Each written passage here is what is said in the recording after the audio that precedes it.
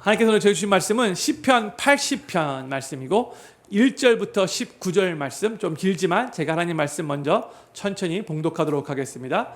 아삽의 시, 영장으로 소사님의 듯에 맞춘 노래.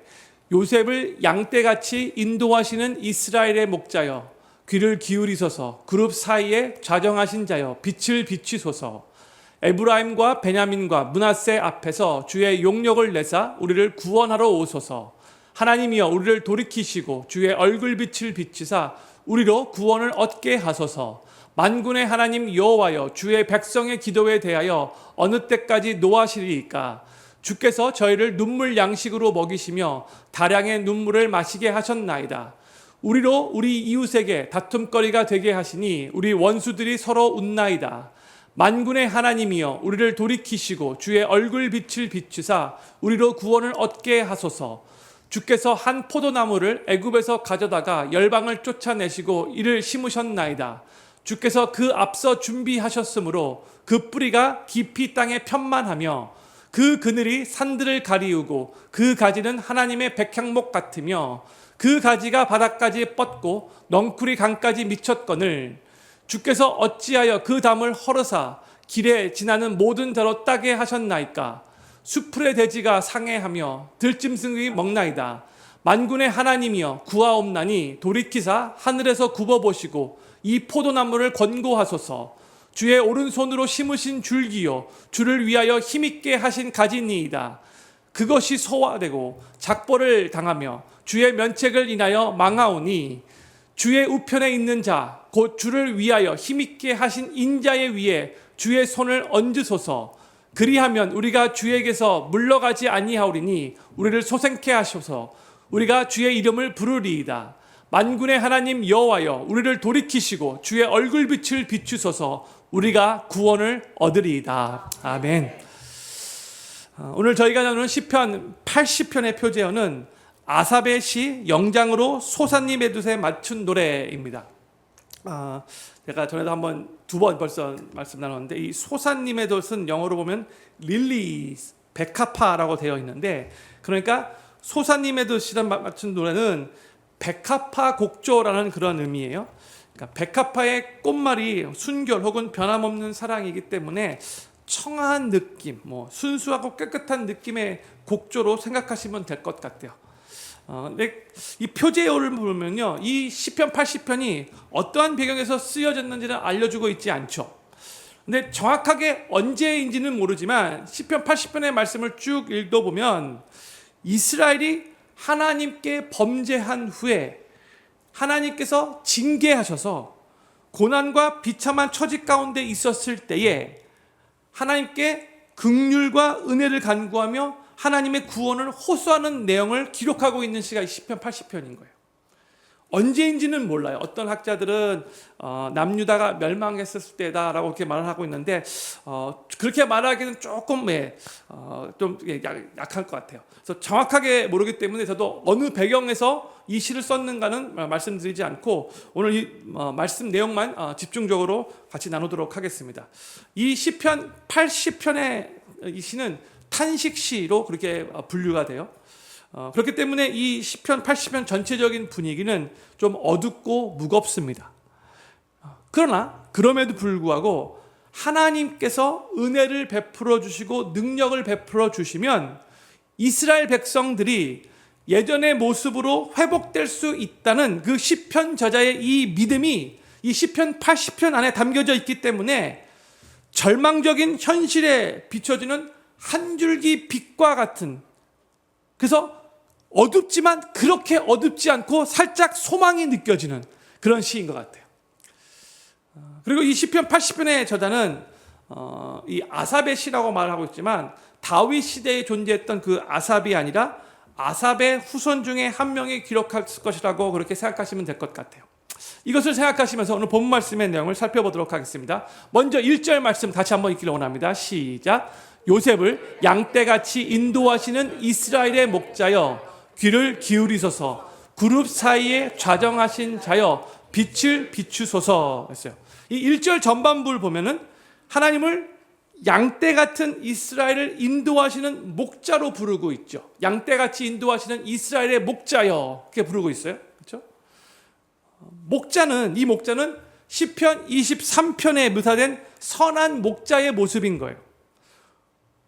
우리는 이스라엘 백성들도 마찬가지고 이 양과 같이 어리석고 둔하여서 각기 제 길로 그렇게 걸어갈 때가 많이 있지만, 하나님은 선한 목자가 되시어서 그렇게 어리석은 양과 같은 우리를 푸른 초장과 쉴만한 물가로 인도하시며, 또 우리를 먹이시고 보살피시고 또 위험한 짐승으로부터 보호하시고 지키시는 하나님이시라는 것을 지금 이 시편 저자가 먼저 고백하면서 이 시를 시작하고 있는 거예요. 시편 저자는 지금 이스라엘 백성들이 하나님께 죄를 범한 후에 징계를 받고 있음에도 불구하고 그것 때문에 참 많이 고생하고 힘들어하고 있는 상황인데, 하나님이 바로 이런 선한 목자가 되시기 때문에 하나님께서 여전히 이스라엘 백성들을 인도하시고 지키시고 돌보시고 안전한 곳으로 이끄실 거라는 것을 지금 소망하면서 이렇게 기도문을 시작하고 있는 거예요. 양떼같이 인도하시는 이스라엘의 목자요. 그러면서 시편 저자는 이제 1절 후반부에 하나님을 그룹 사이에 좌정하신 자여, 또 다른 하나님을 부르고 있죠. 그룹은 성경에서 그룹이라고 말할 때는 천사로 생각하시면 될 것 같아요.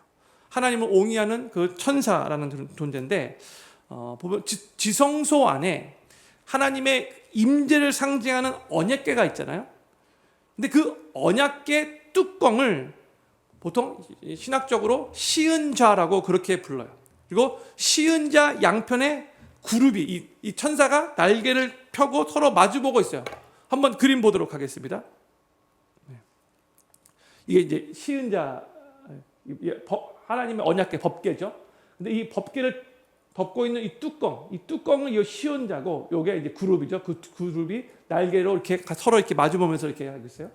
요게 바로 이제 시은자인데, 영어로는 mercy seat라고 해요. 근데 바로 이 시은자가 하나님이 은혜를 베푸시는 곳을 상징하고 있는 거예요. 그래서 시은자라고 말하고 있어요. 그런데 하나님을 지금 1절 후반부에서 뭐라고 그렇게 지금 고백하고 있냐면, 그룹 사이에, 이 천사들 사이에 좌정하신 자여 빛을 비추소서, 이 시은자의 좌정하신 자여 빛을 비추소서라고 이렇게 표현하고 있어요. 하나님께서 출애굽한 이스라엘 백성들을 광야에서 인도하셨잖아요. 근데 인도하실 때마다 하나님의 언약궤가 맨 앞에 이스라엘 백성들을 딱 인도했어요. 맨 앞에 장소죠. 그렇죠? 그래서 하나님께서 이스라엘 백성들을 광야에서 인도하실 때에 언약궤의 그 시은자에 임재하시면서 인도하시고 은혜를 베푸셨던 것처럼, 지금도 자신들을 그렇게 인도해 주시고 은혜를 베풀어 달라는 그런 마음에서 이런 간구를 드리고 있는 거예요. 그러니까 지금 이스라엘 백성들은 자신들의 죄 때문에 하나님께 징계를 받아서 큰 고난과 비참한 처지 가운데 있었다 할지라도, 이 시편 저자는 계속해서 하나님께서 이스라엘 백성들을 선한 목자가 되셔서 인도하시고 보살펴 주시고 또한 은혜를 베풀어 달라고 그렇게 지금 간구하고 있는 거예요. 우리가 살고 있는 이 시대와 상황 그리고 환경이 아무리 절망스럽게 느껴질지라도, 하나님의 백성들은요, 하나님이 여전히 우리의 선한 목자가 되시고 은혜를 베풀어 주시는 분이시기 때문에 그 하나님으로 해서 항상 소망을 가질 수 있는 거죠. 저는 필그림교회 모든 성도님들이 어떠한 상황이라 할지라도, 정말로 힘들고 괴로운 상황이라 할지라도, 정말 하나님께서 정말 어리석은 양과 같이 어리석은 우리를, 연약한 우리를 인도하시는 정말 선한 목자가 되시고, 또한 하나님의 백성들과 함께 하시며 은혜를 베풀어 주는, 시은자에서 은혜를 베풀어 주는 그 하나님 같이 그렇게 은혜를 베풀어 주는 하나님이라는 것을 믿으시기 바라며, 계속 그 하나님의 인도와 하나님의 보살핌과 하나님의 은혜를 위해서 계속해서 기도하시면서 그 하나님으로 인해 소망을 가지시게 되기를 우리 구주 예수님의 이름으로 간절히 축원합니다. 2절에서 시편자는 또 이렇게 기도를 합니다. 2절 말씀 같이 읽겠습니다. 시작. 에브라임과 베냐민과 므낫세 앞에서 주의 용력을 내사 우리를 구원하러 오소서 했어요. 2절에서 주의 용력을 내서, 저희가 사용하는 표현은 아니죠. 영어로 하면 stir up your might라고 번역되었어요. 하나님의 힘과 능력을 강력하게 나타내셔서 이스라엘을 구원해달라고 간구하고 있는 거예요. 그러면서 3절에서는 또 이렇게 간구합니다. 3절 말씀 같이 읽겠습니다. 시작. 하나님이여 우리를 돌이키시고 주의 얼굴빛을 비추사 우리로 구원을 얻게 하소서 했어요. 이 3절 전반부에 하나님이 우리를 돌이키시고 라고 간구하고 있는데, 영어로 보면 restore us, O God이라고 이렇게 번역됐어요. 하나님께 회복을 간구하고 있는 거예요. 그래서 개역 개정을 보면 우리를 회복시키시고 이렇게 번역이 되었어요. 지금 시편 저자는 이스라엘이 다시 예전과 같이 온전히 회복되어지기를 간절히 바라면서 기도하고 있는 거예요. Restore us. 예전과 같이 다시 하나님 앞에 가까이 나아가게 해주십시오. 이런 의미인 거죠. 보세요. 지금 시편 저자가 1절부터 계속해서 하나님을 이스라엘의 선한 목자로 그렇게 부르고 있고, 그룹 사이에, 즉 언약궤 뚜껑인 그 시은자의 자정하신, 그래서 은혜를 베푸시는 하나님으로 고백을 하고 있고, 또 하나님의 힘과 능력으로 구원해달라고 2절에서 그렇게 간구하고 있고, 또한 3절에서는 주님의 얼굴빛을 비춰서 구원을 얻게 해달라고 그렇게 또 간구하고 있죠. 지금 시편 저자가 간구하고 있는 이 회복은 하나님이 우리를 돌이키소서, 하나님이 우리를 회복시키소서라고 지금 회복을 위해서 간구하고 있는 건데, 이 회복은 그저 힘든 상황으로부터 빨리 빠져나오게 해주십시오라는 그런 간구가 아니고요. 이 영적인 회복에 집중하고 있는 것이고, 하나님과의 바른 관계를 다시 회복함으로 인해서 영적인 풍성함의 그 회복과 영적 부흥을 간구하고 있다는 것을 우리가 볼 수 있어야 돼요. 지금 무엇보다도 이 시편 저자는 영적인 회복을 위해서 하나님 앞에 기도하고 있다는 거예요. 성도님들, 우리도 삶이 많이 힘들고 괴로울 때에 그 힘든 상황으로부터 빨리 빠져나가게 해달라고 간구할 때가 있는데, 그렇게 간구하는 것보다 먼저 정말 하나님 중심의 영적인 회복을 사모하면서 그 영적 회복을 통해서 다시 영적인 풍성함과 영적 부흥을 경험하는 것을 우선순위로 삼아야 한다는 거예요.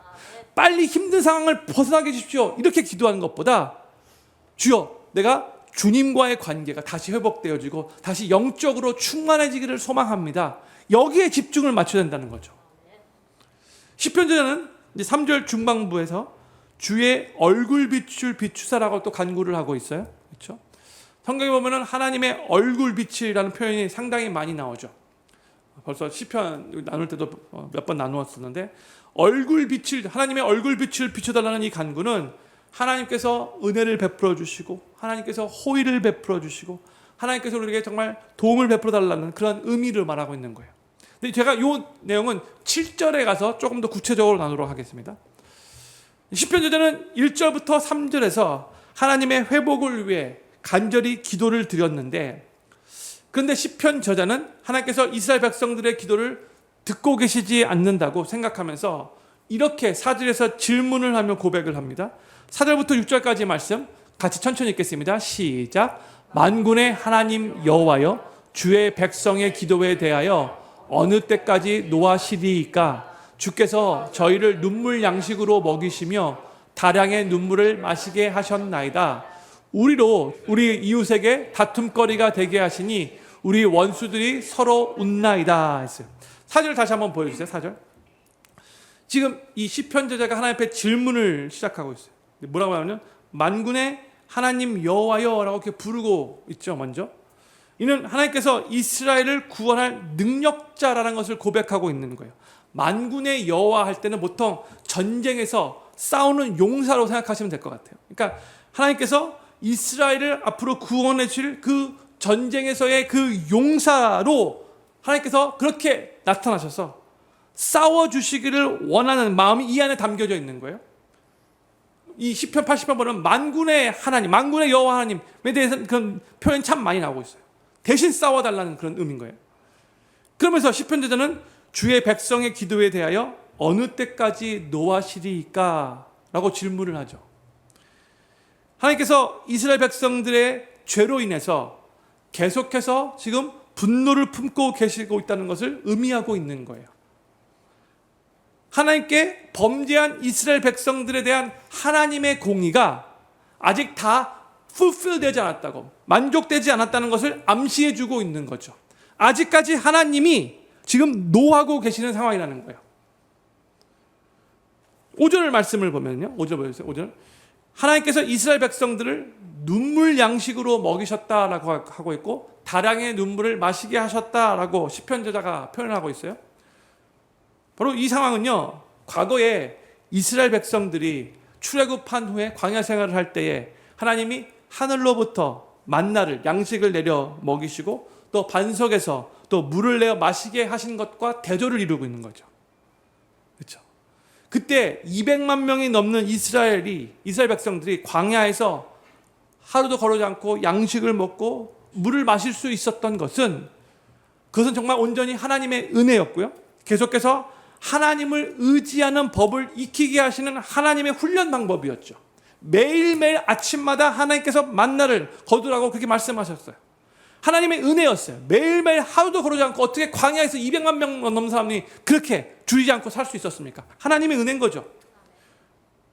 그런데 이스라엘 백성들은 이런 하나님의 은혜와 하나님의 그 훈련을 다 잊어버리고 하나님 말씀을 거역하고 하나님을 의지하지 않고 하나님께로부터 돌아섰어요. 그래서 그에 대한 징계로 이제 5절 보면 눈물의 양식을 먹게 되었고 다량의 눈물을 마시게 되었다라고 이렇게 지금 표현하고 있는 거예요. 광야에서도 하나님께서 양식을 배불리 먹게 하시고 또 광야에서도 하나님께서 계속해서 신실하게 물을 마시게 하셨는데 지금 도리어 지금 이 가나안 땅에 살고 있으면서 눈물 양식과 다량의 눈물을 그렇게 마시고 있는 그런 처지가 되었다는 거예요. 그러니까 참 안타까운 현실이라는 거죠. 그래서 이러한 이스라엘의 처지는 이제 6절을 보면은 이방 원수들로부터 웃음거리가 되었다라고 또 고백을 하고 있어요.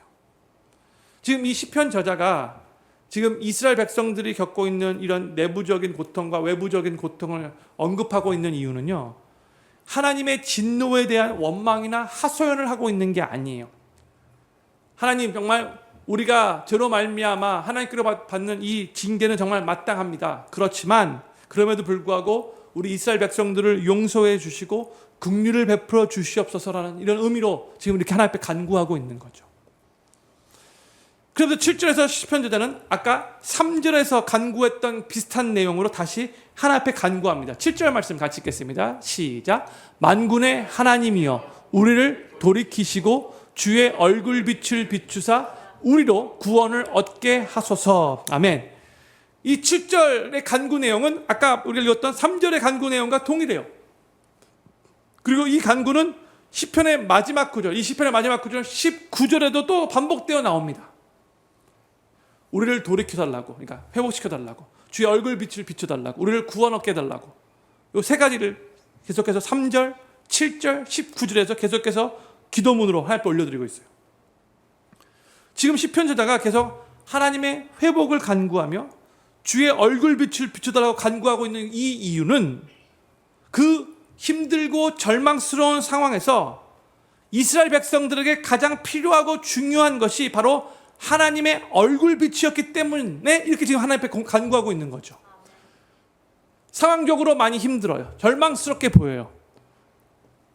아까 5절 말씀과 같이 매일 눈물을 먹고 있고 눈물을 마시는 듯한 그런 상황이에요. 너무나 슬퍼요. 그런데 그럼에도 불구하고 하나님께서 그 얼굴빛을 이스라엘 백성들에게 비춰주시면 그 상황도 잘 견디고 극복할 수 있을 거라고 믿었기 때문에 하나님의 얼굴빛을 비춰달라고 간구하고 있는 것이죠. 지금 시편 저자는 이스라엘 백성들이 경험하고 있는 그 고난과 환난은 인간의 힘으로만 극복할 수 있는 게 아니라는 것을 잘 알고 있었어요. 그래서 하나님의 특별한 그 은혜를, 하나님의 도우심을 간구하면서 주의 얼굴빛을 비춰주소서라고 하나님 앞에 기도하고 있는 겁니다. 3절에서도 7절에서도 또 19절에서도.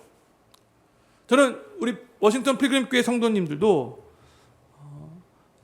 아주 힘든 그런 상황 가운데 있다 할지라도, 아니면 평상시에 하루하루 정말 신앙생활을 해나가면서도 주의 얼굴빛을 우리에게, 나에게, 우리 가정에게 비춰달라는 기도를 하나님 앞에 많이 올려드릴 수 있기를 간절히 소망합니다.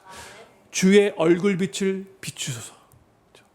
저는 우리 주님께서 주님의 얼굴빛을 여기 계신 모든 필금교회 성도님의 삶 위에 비춰주시기를 간절히 소망합니다.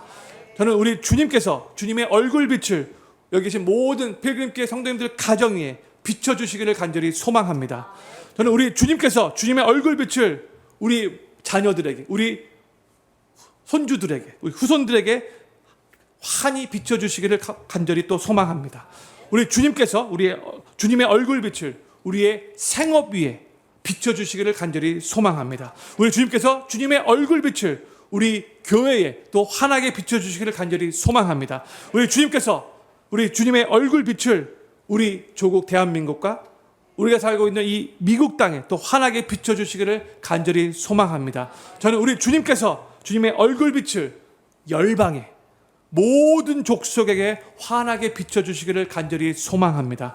하나님께서 주님의 얼굴빛을 우리의 삶과 우리의 가정과 우리의 자녀들과 우리의 생업과 우리의 교회와 우리의 조국과 이 미국 땅과 온 열방을 비춰주시기를 소망하며 힘든 상황일수록 더욱더 주님의 은혜를 경험하심으로 그 힘든 상황을 더 잘 견디고 극복해 나가실 수 있게 되기를 우리 구주 예수님의 이름으로 간절히 축복합니다.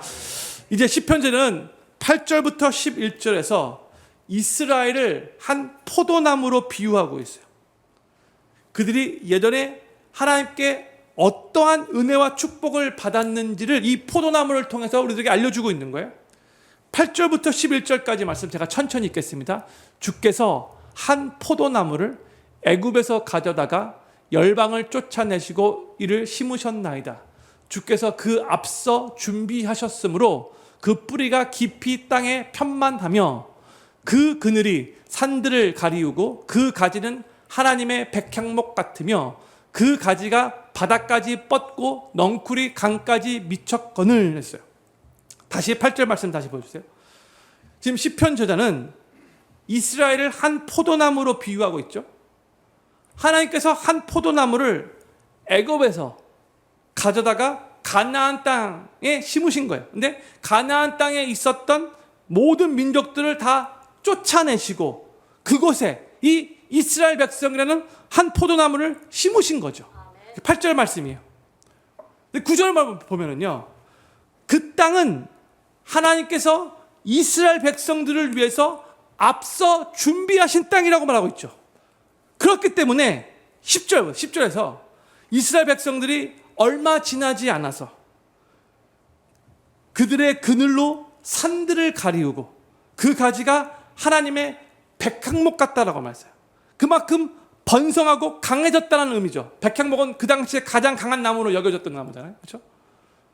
그리고 11절에 보면은 이스라엘이 아주 무성하게 되어서 그 가지가 바닥까지 뻗고 넝쿨은 강까지 미쳤다라고 그렇게 말을 하고 있는데 이스라엘의 영향력이 아주 멀리 그렇게 뻗어나갔다고 그렇게 지금 설명해 주고 있는 거죠.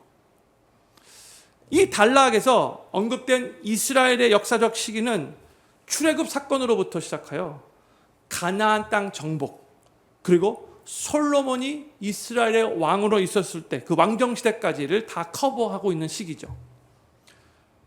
그런데 형님들 지금 이 한 포도나무를 심겨서 하나님이 번성케 하셨다는 이 비유를 자세하게 살펴보면요, 이스라엘이 출애굽하여 가나안 땅에서 번성하며 축복을 누린 것은 전적으로 하나님의 은혜라는 사실을 우리가 알 수 있어요. 왜냐하면 이 모든 것은 이스라엘 백성들이 뭐 능력이 많고 잘나고 강해서 되어진 것이 아니라 전적으로 하나님께서 앞서서 준비하시고 계획하시고 하나님의 섭리 가운데 다 되어진 것이기 때문에 이스라엘이 그렇게 번성할 수 있었다는 거예요. 신명기 7장 7절 말씀을 보면요, 하나님께서 왜 이스라엘을 선택하셨는가, 하나님의 백성으로 선택하셨는가, 그 이유를 우리들에게 알려줘요. 우리 7절 말씀 같이 읽겠습니다. 시작. 여호와께서 너희를 기뻐하시고 너희를 택하심은 너희가 다른 민족보다 수요가 많은 연고가 아니라 너희는 모든 민족 중에 가장 적으니라. 이게 좀 세상적인 말로 보면 말이 안 되는 거죠. 하나님께서 이스라엘 백성을 선택하신 이유가 모든 민족 중에 가장 적기 때문이래요. 세상은 잘 나가고 힘세고 능력 있고 돈 많고 화려한 것을 선택하잖아요. 못나고 뭐 힘없고 가난하고 초라하면 아예 쳐다보지도 않아요. 그러나 연약하고 부족한 것은 오히려 하나님의 은혜와 하나님의 긍휼의 대상이 되고 하나님의 선택의 이유가 된다는 거예요. 모든 민족들 중에 가장 적고 가장 연약한 민족이기 때문에, 그렇기 때문에 어쩔 수 없이 겸손하게 하나님만을 바라보고 하나님만을 의지할 수밖에 없게 되는 거잖아요. 그러면 하나님은 그렇게 겸손하게 하나님만을 의지하는 그 백성에게 은혜를 베푸시고 하나님의 능력으로 강력하게 일하시게 되는 것이고, 그 백성은 그 하나님의 그 일하심을 경험하며 아, 이것은 하나님이 다 하신 것입니다 라고 고백할 수밖에 없게 되는 거죠. 그리고 실제로 이스라엘은 모든 민족 중에 지극히 적고 연약하고 부족한 나라였지만 하나님의 은혜와 능력으로 크게 번성하고 부강해지고 큰 영향력을 끼치는 나라가 되었어요. 그게 아까 우리가 읽었던 하나님께서 한 포도나무를 이 가나안 땅에 심기시고 하나님께서 번성케 하셨고 큰 영향력을 끼치겠다는 바로 그 내용인 거죠. 근데 이게 세상적으로 볼 때는 정말 말이 안 되는 건데 실제로 이 일이 일어났던 거예요. 이것은 하나님께서 하신 일이라고밖에는 고백할 수 없는 거예요. 어떻게 지극히 가장 적은 나라가 그렇게 번성하고 막강하게 될 수 있겠습니까? 하나님이 하신 거죠. 그런데 그러면 이스라엘 백성들은 그러면 그 상황 가운데 어떻게 되었는가? 개구리 올챙이 씨를 모른다고 곧 교만해졌어요. 마치 자신들이 너무나 똑똑하고 강하고 잘 싸우고 열심히 일해서 그렇게 부강해졌다라고 그렇게 착각하다 보니까 자신들에게 은혜를 베푸고 부강하게 만들었던 그 하나님을 무시해버리고 그 하나님 더 이상 의지하지 않고 자기 맘대로 살면서 하나님께 불순종하는 삶이 되어지고 말았죠. 사랑하는 필요인께 성도님들, 우리가 하나님의 은혜와 능력으로 강해지고 부해지고 높은 자리에 앉고 영향력을 끼치는 그런 삶을 살게 될 때에 절대로 교만해지지 않기를 바라고 항상 하나님만을 겸손하게 의지하시며 하나님의 뜻대로 순종하는 삶을 계속해서 살아가시게 되기를 우리 구주 예수님의 이름으로 간절히 축원합니다. 이스라엘 백성들의 이 실수를 통해서 이 큰 뼈아픈 이 죄악을 통해서 우리가 이걸 배워야 돼요. 가장 연약한 민족을 하나님께서 그렇게 축복하셔서 하나님께서 놀랍게 그렇게 부강케 만드셨는데, 그러면 더 하나님 은혜를 찬양하고 하나님께 영광 올려드려야 되는데 자기들이 잘난 양 착각하여 교만해진 거예요. 그래서 하나님 필요 없다는 식으로 자기 마음대로 막 산 거예요. 안타까운 거죠. 그래서 하나님 앞에 지금 징계를 받고 있는 거예요. 교만해져서 하나님께 범죄한 그 결과로 그렇게 무성했던 그 포도원은 이제 어떻게 되었는가? 12절과 13절 말씀이에요. 주께서 어찌하여 그 담을 헐으사 길에 지나는 모든 자로 따게 하셨나이까?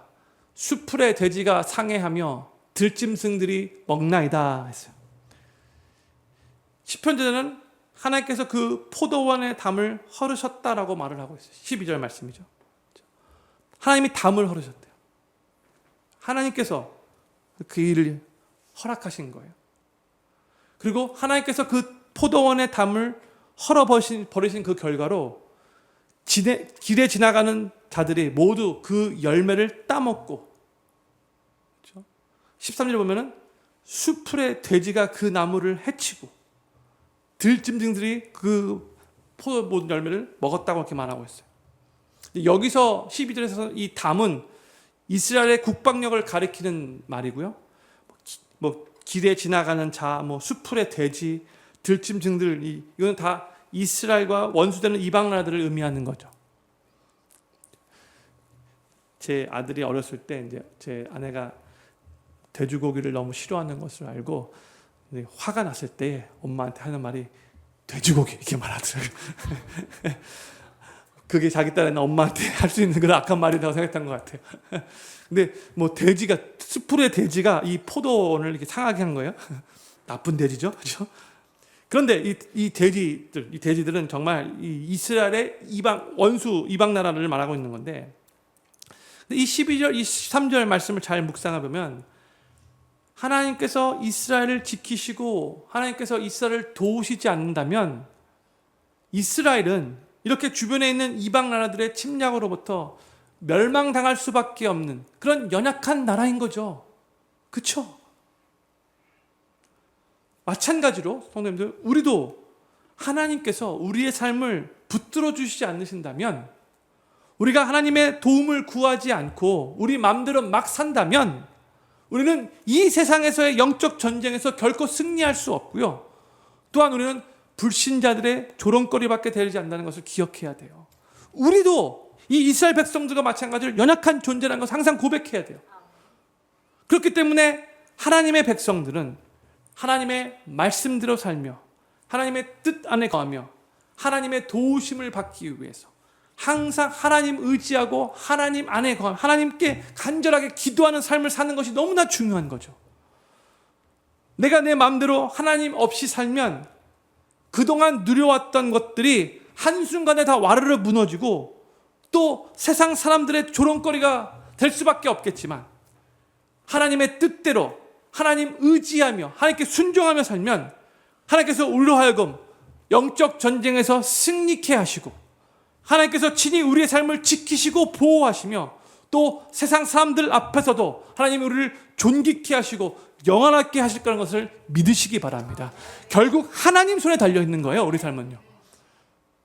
이제 시편 저자는 하나님께 포도나무의 이 회복을 간구하는 내용을 하나님 앞에 또 올려드립니다.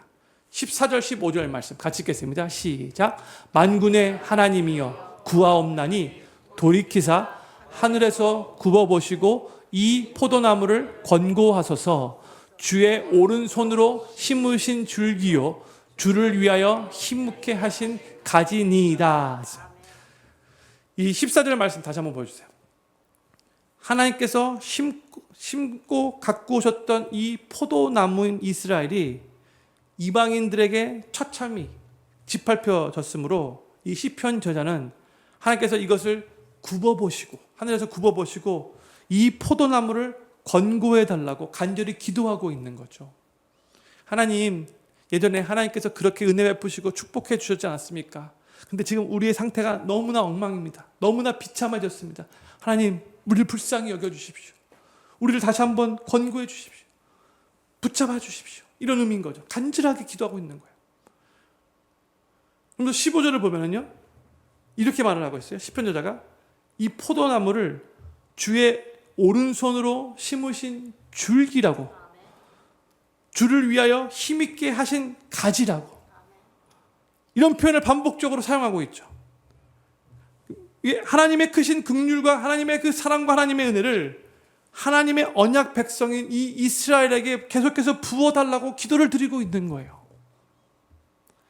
하나님이 심으신 줄기 아니십니까? 하나님을 위해서 힘있게 하신 가지가 아니었습니까? 하나님 불쌍히 여겨주십시오. 이런 의미인 거죠.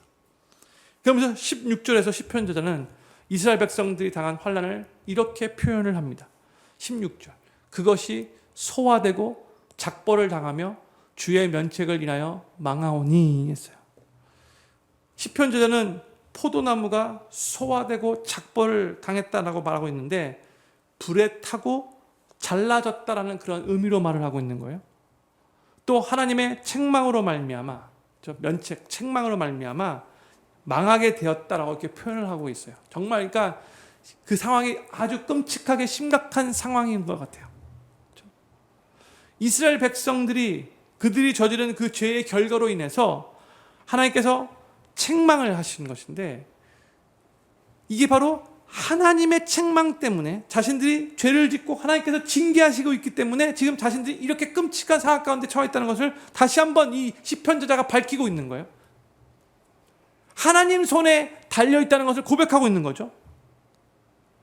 그렇게 끔찍한 상황 속에서 지금 하나님이 범죄한 이스라엘 백성들을 징계와 책망 가운데 그렇게 지금 놔두고 계신데, 이 시편자는 다시 한번 이 이스라엘을 위해서 하나님 앞에 기도를 또다시 올려드리고 있어요. 마지막 세 구절인데, 시편 80편의 마지막 세 구절인데 17절부터 19절 말씀 천천히 같이 읽겠습니다. 시작. 주의 우편에 있는 자 곧 주를 위하여 힘있게 하신 인자의 위에 주의 손을 얹으소서. 그리하면 우리가 주에게서 물러가지 아니하오리니 우리를 소생케 하소서. 우리가 주의 이름을 부르리이다. 만군의 하나님 여호와여 우리를 돌이키시고 주의 얼굴빛을 비추소서. 우리가 구원을 얻으리이다. 아멘. 다시 17절 말씀 비춰주세요. 하나님의 징계로 인하여 모든 이스라엘 백성들이 환난과 고통 가운데 괴로워하고 있을 때에도 이 시편 저자는 그 상황 가운데 좌절하지 않고 계속해서 하나님께 기도를 드리고 있는 거예요. 17절에서 주의 우편에 있는 자, 이 표현이 나오고, 또 주를 위하여 힘있게 하신 인자, 이 표현이 나오는데 다 하나님의 백성, 이스라엘 백성들을 가리키는 표현이에요. 그러니까 지금 시편 저자는 계속해서 이스라엘 백성들을 위해 주의 손을 얹어달라고, 은혜를 베풀어 달라고 하나님의 그 긍휼과 사랑을 계속해서 간구하고 있는 거죠. 그리고 나서 이제 18절에서는 하나님께서 그렇게 은혜를 베푸셔서 다시 회복시켜 주신다면 다시는 하나님을 떠나지 않고 오직 주님만 섬기겠다라고 다시 한번 다짐하고 있는 거예요. 그리고 나서 시편의 맨 마지막 구절, 이 19절에서는 이미 아까 말씀드렸듯이 3절과 7절에서 드린 기도의 내용으로 또다시 하나님의 회복과 하나님의 얼굴빛, 즉 하나님의 은혜와 하나님의 구원을 간구하며 이 시편 80편을 마무리하고 있어요. 오늘 본문 말씀에서 성도님들이 마음 가운데 꼭 새기기 원하는 건 이거예요. 이 시편자들은 정말 힘들고 절망스러운 상황에서도 하나님께 범죄하여 하나님이 지금 징계를 내리고 있는, 정말 아주 비참한, 매일매일 눈물을 먹고 눈물을 마시는 바로 그런 상황인데, 그 상황 가운데 좌절하거나 불평하거나 원망하지 않고, 또한 포기하지 않고 끝까지 하나님 붙잡고 하나님께 기도하고 있다는 것, 우리가 오늘 본받아야 돼요. 이것을 우리가 붙잡아야 돼요. 저희도 기도하는데 상황이 하나도 바뀌지 않고 처해 있는 상황이 계속 힘들고 절망스럽게 느껴진다면, 그 상황이 한 2달, 석 달 계속 지속된다면 어떤 느낌이 들어요? 내가 굳이 지금 이렇게까지 기도해야 하나?